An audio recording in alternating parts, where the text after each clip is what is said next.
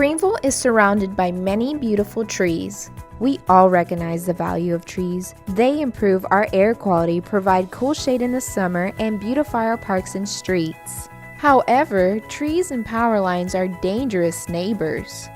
GEUS tree trimming crews work year-round to keep primary lines and easements and alleys as clear of tree limbs as reasonable as possible.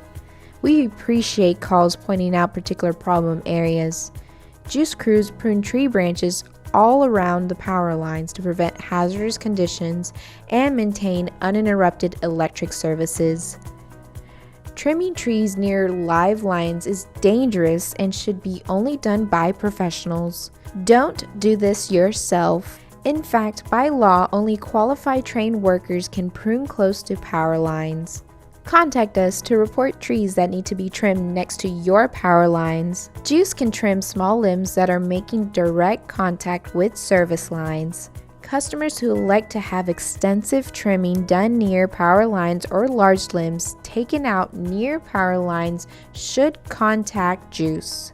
GEUS reserves the right to take electric service down temporarily for trimming by the customer's contractor, if needed for their personal safety or the safety of the electric line itself. Let's all enjoy our trees safely.